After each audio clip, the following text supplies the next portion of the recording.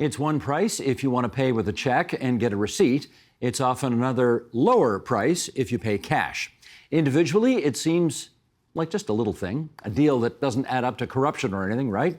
But according to Statistics Canada, the underground economy was worth about $68 billion in 2021. And that's not nothing. That's about what we spend on healthcare in Ontario every year. With us now on the bigger picture of those side deals and ordinary evasions, let's welcome in Halifax, Nova Scotia, anti-fraud consultant Vanessa Iaffola.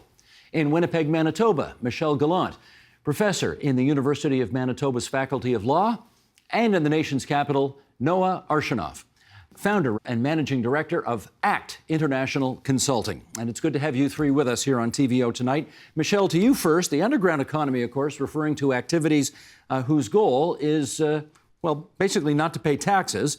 And then there is not paying taxes itself. So let's start there.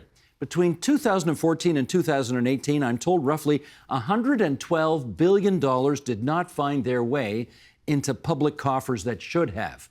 Why didn't it? That's a great question. That the number that you cite is something that we call tax gap analysis, which is simply an attempt to figure out, looking at, okay, how much tax money do we actually gather? And theoretically, how much money ought we to gather? And what is the difference between those two? And some of the reasons that we don't manage to collect all of those tax dollars would be things like economic activity that sort of goes unmonitored. So whether you call that the informal economy or the underground economy, but sort of the payment of wages, the purchase of materials, all kinds of things that happen, but that actually happen outside of sort of the formal reporting structures that would mandate that would say something about taxation. And let me do a quick follow-up with you, because I suspect our viewers and listeners will remember the whole Panama Papers scandal and all of the untaxed money that was leaving the country. The assumption was that the Canada Revenue Agency would somehow change the way they do business to prevent all of that, or at least more of that, from happening. Have they, in fact, changed the way they do business to prevent all of that or more of that from happening? Well, they've certainly received more resources. And since 2014, they've introduced a neat little thing to deal with international tax evasion, which is an incentivized snitch line. But generally, it's a very, very difficult thing to sort of contain. They have introduced sort of, I suppose, more monitoring, more auditing, and they've drawn on the information that was made available in the Panama Papers and others to sort of go after particular entities. So they've done a lot, but it's a very, very difficult thing to confront. Okay, Vanessa, as we suggested off the top, there seems to be as much underground economy in this country as we spend on healthcare in the province of Ontario every year, and that's a lot of money, almost $70 billion. From your perspective as an anti-fraud consultant, how pervasive is this in the lives of most Canadians? Well, I mean, if you're asking me whether most Canadians are engaged in money laundering, the answer is no. But really, I think the big issue is whether we're targeting the right kinds of people who are committing fraud, or who are, I think more importantly, also engaging in other kinds of activities related to money laundering that have real and significant political and social costs. Laundering funds from corruption, for example, capital flight coming to Canada, is a significant problem in that it has knock-on effects for Canadians who want to buy things like homes, for example. So the way that we're managing this problem, I think, does impact the lives of everyday Canadians. How so? Well, think about it. If you want to buy a home and there's low inventory somewhere because in part, not in whole, but in part, there's been capital flight from elsewhere. People see Canada as an attractive place and a safe place to park their money. That's going to impact the inventory available. That's going to drive up house prices. So people who want to buy homes and are unable to buy homes because they can't afford them are directly impacted. Noah, is there a way for the average Canadian to insulate him or herself from becoming a victim of this kind of corruption? Yeah, I think so. Firstly, I think you need to separate the innocent Canadians from the organizations, perhaps, that might engage in this kind of corruption.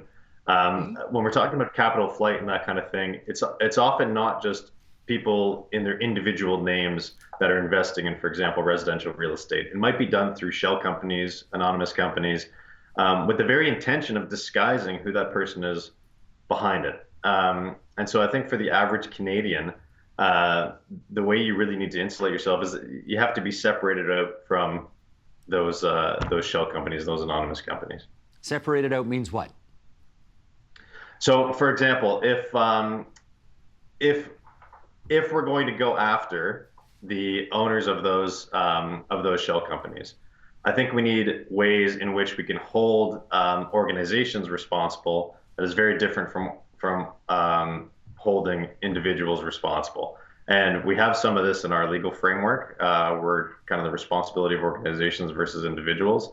But I think that's generally one of the ways that we can evolve in that way to protect innocent employees. Okay, I take your point now. Now, Michelle, okay, we just heard the housing example from Vanessa as a way in which, because of all this illicit activity, the average Canadian can get, frankly, financially screwed. Give us some other examples. What other parts of the underground economy are sort of most damaging to the average Canadian? Well, I'm not sure that the underground economy is damaging generally to the average Canadian. I think that the significant damage or injury is the revenue. So as you outlined earlier, tax revenues go to fund all of our social programs. So if they're not being paid because of the underground economy, you have someone there's a big tax toll there. But there are, of course, harms in the terms of if I'm working for the construction industry and I'm being paid cash, I don't sort of have the benefits if I'm injured at work, those kind of things, or if I'm working in the retail. If I'm selling food and I'm an unlicensed business, if I'm sued, I'm not going to have any, insurance covering that. So there are those kind of harms for the individuals involved. But I do think the biggest people generally, for most of us, the biggest problem is that the taxes aren't paid and those revenues aren't coming in, so they're not going out to, as you fund healthcare, dental services, whatever it might be. But that's exactly the point I was trying to get to. If for some reason, for whatever reasons people do this kind of thing, they are avoiding paying legitimate taxes that ought to be paid to the coffers of our provinces and federal government, or municipalities for that matter. I mean, people complain about hallway medicine, and yet if we don't have enough money to get people out of hallways and into rooms, surely that's one reason why, isn't it? For sure. I would underscore Noah's point sort of about distinguishing who we're actually talking about. So I don't think if you think about the construction industry, you might think about people who are collecting some kind of social benefit and are also working for construction. I'm not really sure that those are the kind of people you would want to target, so that they already have a marginalized existence. One of the individuals who are the organizational structures you might want to target are those who are sort of the bigger ones, so the entity, so the construction company that's actually relying on those services and paying those, because that's sort of the big player. Okay, let me actually go to Vanessa and follow up on that. Do you, in fact, make the distinction between those kinds of players that Michelle was just referring to, and let's say, somebody who's going to get their house painted and they're going to pay cash and avoid, 13% on the harmonized sales tax, that kind of thing? I think it's fair to say that I would agree. Certainly focusing on bigger actors, more powerful actors with bigger economic power is a much more fruitful approach for Canada to take.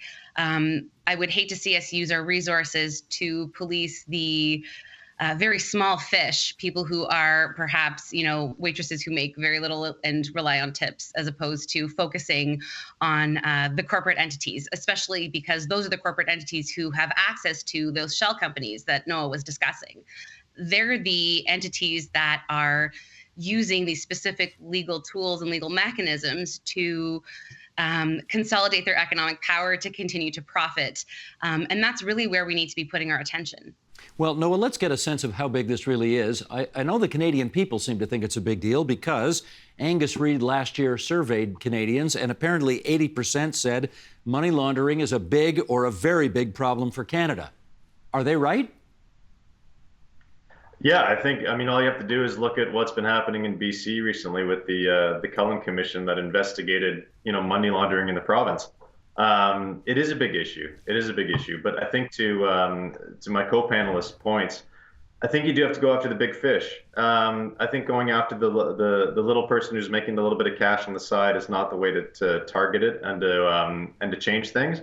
For example, the world I generally work in is the corruption world, and there are numerous cases of corruption that you can investigate and prosecute. But are you going to go after the one where $5,000 was transacted, or are you going to go after the one where there might have been $250 million? So it's a bit of sending a signal and disincentivizing by going after the right entities. Well, let me follow up, Noah, because, and again, I'm not alleging anything here, but you say, are we going to go after people who are doing it for $5,000? There's 36 million people in this country. If 3/4 of them are doing it at $5,000 a clip, I mean, pretty soon we're getting up to 8 and 9 figures here, right? Yeah, no, absolutely. No, look, if we were all engaging in it, absolutely, it becomes a massive problem. But I think this is where, there's a chicken and the egg reaction here. So when we talk about, it's money taken out of the tax system, there's also the requirement that we have, faith and trust in the tax system. And I think the reason generally Canadians, it works so far in Canada, is there has been that ongoing level of trust. People generally pay their taxes, right? There are, of course, the outliers and the outlying industries that there is more kind of cash under the table. But for the most part, it has worked so far. Well, people generally pay their taxes, but then again, Michelle, I've spoken to numerous finance ministers and treasurers over the years who say every time I hire more auditors, or every time I put more people in either CRA or provincial tax collection, we always find more. And presumably they always find more because lots of people are cheating. Is that not a fair inference to draw? Oh, absolutely. Absolutely. I would sort of make 2 points. One would be, sort of, you alluded to this, I think most folks engage in what might be called a little bit of tax avoidance, a little bit of cheating. When if you pay someone for services and they say, look, I'll give you a discount if you agree to pay cash, I'm not necessarily doing anything wrong by paying them, but I certainly am contributing because there's a very good chance that they're accepting that because they're not going to pay tax. So that's one piece. A second piece would be Noah's piece, what he's mentioned here about a compliance culture. We generally in Canada have what's called a compliance culture, meaning that it relies on us to disclose our information. There's some policing through financial institutions and others, but generally we have to share that. So we have that in place. But when you look at what's happened, and you noted at the outset some of these scandals and things which disclose sort of large-scale financial activity that's kind of in a hidden economy or evading taxes, that to my mind, it really erodes our interest or our trust, as Noah said, in that actual financial system. I'm going to look at myself and say, really, am I the problem here? Should I, disclose these $100 in income when I'm actually aware or have knowledge of these much larger individuals or larger pots of money, and they're not doing it? Well, okay, let me do one more follow-up with you, which is to say, do you think there's this, and we don't know how much cheating's going on, right? We don't know what percentage of the population is doing it. But do you think that there is as much activity in the black market because taxes are too high and people are therefore sick of paying taxes and this is the way they get around it? Or, which came first, chicken or the egg? Or are people doing this because taxes are too high, or are taxes so high because so many people are doing it? Well, everybody always thinks taxes are too high, right? There's not a single person who is happy when tax rates go up or new taxes imposed. But when you talk about comparatively, I mean, if you live in France and your top tax rate is, over 75%, we look pretty sweet. We look pretty good here. So sort of comparative, I mean, you can also look at, at Norway, Sweden, some of those Scandinavian countries where they generally would have higher tax rates than we do. If you look south, you think differently. You think, well, their tax rates are lower, except then you have to look at things like, well, their tax rates don't cover healthcare, right? They have an additional piece. So I think that for sure, every time there's a tax increase, we respond and we claim, that's a bad thing. We use it as a political tool. We say lower taxes and people will vote for me. Those are sort of the realities that you confront in this area. Gotcha. Vanessa, you put this up on Twitter, and I want to read this for everybody because, it was pretty funny, I thought. It seems our public authorities have about as much commitment to policing financial crime as my Tinder dates have to a long-term relationship. Why do you think that is? I hope you're not asking me about my Tinder dates. No, I asking about the other one. I know. I mean, there are a number of reasons, Steve. I think that, there's a question of, but the question of political will comes down to a bunch of different factors. Investing in things takes money, takes effort, has to be sustained. And I think many police services, many different governments will do, as Michelle said, that whole, like, if you vote for me, I will do this. And I think there's a strategic politicking that happens that makes it easier to have short-term projects that are undertaken, for example, with the RCMP, as opposed to making a long-term investment in the issue. The other thing I think as well is that there are issues with respect to sharing information, cooperation. People have, or agencies rather, have turf wars. And I'm hopeful that the upcoming Financial Crimes Agency of Canada will resolve some of those issues. Time will tell. But so far it hasn't been executed, I would say, in quite the way that I'd like to see it. Yeah, Noah, let me get you to follow up on that. And again, I'll use another quip here because you've heard the expression, you know, the Maytag repairman who sits around all day because Maytags are so good. And, you know, the guy sits there and doesn't have anything to do all day. Now, if you've been audited, you don't feel that way about CRA. But there's lots of people, I guess, who have made the comment that our CRA folks aren't really pursuing this with the kind of diligence that they ought to be. What do you think? Yeah, well, to follow up a little bit on, I think, what Michelle was saying, it's the same theme, right? Every law is only as good as its enforcement. And unfortunately, we don't have the resources to enforce everything about every law. You have to pick and choose at some point. And so when we go back to kind of thinking about taxes and tax avoidance and tax evasion, I think we tend to look at it through that calculation of like, what's our tax rate? We give it a number. I think the reality, though, is the way people think about it and how they get involved, maybe in underground economy, is more looking at the value for services that you receive based on your taxes. So and I don't think we tend to talk about it that way, but I really think that is how people react to it. And I can give you a great example from my end of Eastern Ontario here. You know, we had a bit of a light rail building scandal, infrastructure scandal, which kind of highlighted fair bit of mismanagement in public funds. And the problem with those scandals is that that's how you lose public trust in the system of taxes. So if now I'm looking at what services did I receive, well, they don't look great. Gotcha. Michelle, I wonder whether there are unacknowledged benefits to money laundering, which might explain why there's a lack of diligence in going after this. I don't know. You tell us. Absolutely.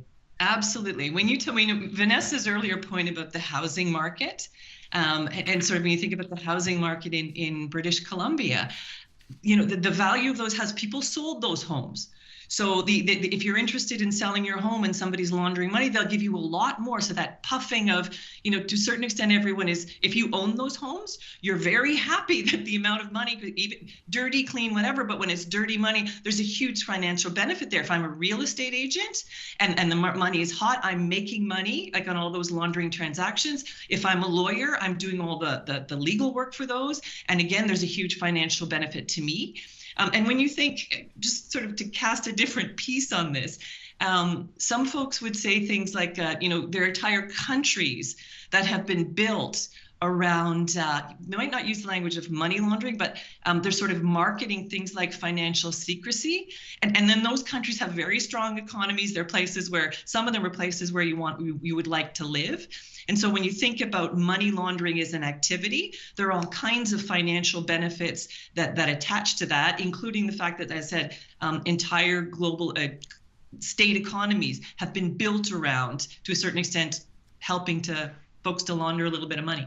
Okay, Michelle, I'm going to be mischievous here. Name names. Well, there's the obvious one. And one of the obvious ones would be if you look at Switzerland. I'm not condemning Switzerland, but if you look historically, you know, from they have from the development sort of the mercantile banks coming in and the development of the banking industry, one of the things they've offered and protected has been, right from going back to their own sort of Swiss mercenaries, has been the ability to keep your financial matters secret and private. So sort of long before sort of Swiss secrecy got this really negative negative identity in the Second World War, a lot of money was moving through Switzerland. Luxembourg, again, it's not a bad place, but if you look at, or Liechtenstein, if you look at, there are incredible sort of secrecy protections there. And those are places that you'd really like to. There's a lot of money in Luxembourg, Switzerland, Liechtenstein. Those are, I could go through and name the usual suspects, which we talk about sort of things like the British Virgin Islands and, in Panama, those places too. Vanessa, let me go back to that issue of whether or not we are sort of in on it, and that's why we don't really take much diligence in getting to the bottom of it. Do you think there's something to that? Do you mean we as the Canadian polity, or? Yeah, exactly. We, the Canadian people, sort of have these benefits from all of this that we don't like to acknowledge, and therefore we're not too disappointed when there's not too much diligence on this front. I'm not sure that that's fair to say. I think, one of the great things about I think the Canadian people is that, as my co-panelists have pointed out, we do have a culture of compliance. And if 80% of Canadians, as you've said, have been surveyed and say that this is a problem, then, this is a problem for those Canadians who agree. It's really, Steve, I think at the end of the day, you've got complex systems, you've got complex institutions, you've got, histories of institutions lobbying government to, even in Canada, to keep their, the government's eyes, let's say, off of their clients' accounts. There's a whole bunch of layers to this problem that make it very difficult to come to a conclusion about why it is the way that it is. I can say, though, that Canada does have a very poor record of prosecuting these crimes. And again, there are institutional reasons as well. Even Crown attorneys, and I'm not condemning this practice, but Crown attorneys make reasoned and specific decisions about what they're going to actually take to trial. So if you've got the choice between a money laundering charge and a predicate offense charge, whether it's tax evasion or drugs, you're going to take the sure win. And so all of these different factors combine and lead to our, shall we say, Maytag reputation. Got it. Noah, I've seen you quoted as saying that the Russian invasion of Ukraine led to an increase of, quote, resources going to anti-corruption activities. What kinds of new measures are being considered? Yeah, no, I think it fits perfectly well with what you previously asked. And I think that's the, I don't think it's a lack of diligence that was necessarily the problem in Canada. I think it was complacency. And I think it still is a little bit complacency, but clearly that has changed, I think, since the Russian invasion of Ukraine. For example, there was a very soft promise to institute a beneficial ownership registry previous to that invasion. Ever since, that timeline's been moved up to, the promise has been that it'll be in place by the end of this year, the end of 2023. We'll see. But those are some examples that this is more on kind of the front burner now. And I think that invasion has really brought to light and put corruption in the spotlight, where before we could afford to be more complacent about it and not pay as much attention. But now it's on the international stage. Mind you, Vanessa, having said that, I looked at some numbers on this, and apparently over the last decade, the share of the underground economy in Canada has gone, it's basically constant, something between 2.7 and 2.8%. Constant over a decade. So what does that tell you? Well, it tells me that, it could tell me a number of things. Depends on where the measures are coming from, Steve. As you've pointed out, every time the CRA gets more resources, they're able to uncover more activity. If they're spending more time uncovering more activity, that's going to drive those numbers, regardless of what we might be doing in other places to curtail that growth. So it's telling me that things are constant. It's telling me that people are either coming to Canada and using Canada as a place to avoid paying taxes, or that maybe there are some Canadians who are doing that here as well, and that the appetite for that likely hasn't changed. Michelle, President Joe Biden says for every dollar he puts into fighting fraud, taxpayers get back $10 in return. Any idea if those proportions are the same here in Canada? No, I certainly don't. I certainly don't think so. I think to a certain extent, yes, putting dollars into these things is a good idea. I'm not sure what your return on investment is. I would note that tax law and CRA is one of the areas of federal activity and provincial activity, because there's provincial taxes obviously, that actually generates revenue, right? So it's important that it be stocked to provide that. But on the other side, so rather than talk about sort of enforcing tax norms, as I think Noah alluded to, we have some new tools. We have a lot of tools that we could use, and we don't use them outside of the tax context. So, it's simply note that, we actually have some regimes which will allow us to do things like bring a civil action and forfeit the proceeds of corruption, or the proceeds of drug, or the proceeds of tax evasion.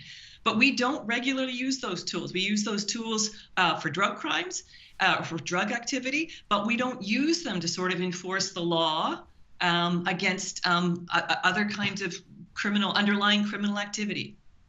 Noah, we're down to our last minute here, and I want to ask you, is it possible to imagine a Canadian economy that doesn't contain an illegal underground economy as well? No, you'll see my pessimistic side here. To get to zero, no, I don't think so. I think it's part of human nature, but I think we need to limit the ability for people to participate in that. And I think disincentivizing it is the way you go. Well, good luck to the three of you in making it happen. And we're grateful you spent some time with us here on TVO tonight. Vanessa Iafolo, the anti-fraud consultant in Halifax, Michelle Gallant, professor in the Faculty of Law in the University of Manitoba, Noah Arshinoff, founder and managing director, ACT International Consulting. Thanks a lot, you three. Thank Thank you. you. Thank you. The Agenda with Steve Paikin is made possible through generous philanthropic contributions from viewers like you. Thank you for supporting TVO's journalism.